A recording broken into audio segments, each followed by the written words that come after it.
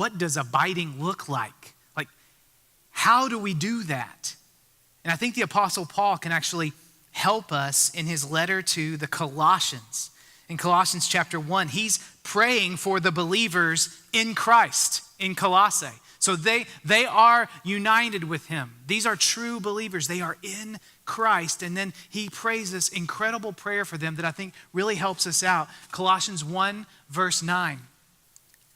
He says, and so, from the day that we heard, he's talking about the day they heard about the faith of the Colossians, putting their trust in Jesus, we have not ceased to pray for you, asking that you may be filled with the knowledge of his will in all spiritual wisdom and understanding, so as to walk in a manner worthy of the Lord, fully pleasing to him, bearing fruit in every good work and increasing in the knowledge of God. That's an incredible prayer. Let me illustrate what I think Paul is showing us about how to abide and bear fruit. Paul's praying for these believers, first that they would know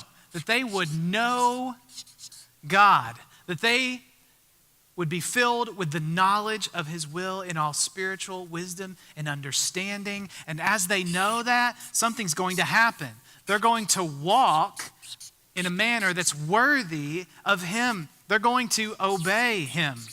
His words are going to abide, as Jesus would say. And then as they do that, as they say yes to him, what happens? They're going to bear fruit in every good work, which has always been the plan since the very beginning. In Ephesians 2, Paul says, by grace you have been saved through faith. It wasn't anything that you did.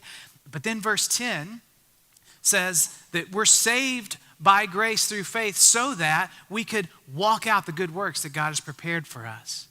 So as we know about him and we begin to walk this out and say yes to him, we begin to bear fruit. And then Paul says that now we're going to increase, or we're going to grow some more.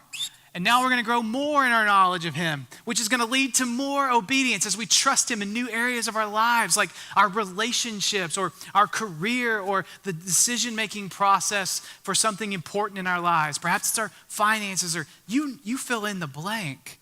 As we continue to grow in our knowledge of his will, we begin to obey in new ways, and that bears new fruit, which means we continue to grow. And as we continue to do this, and as we continue to walk this process out, we get stronger and stronger and stronger.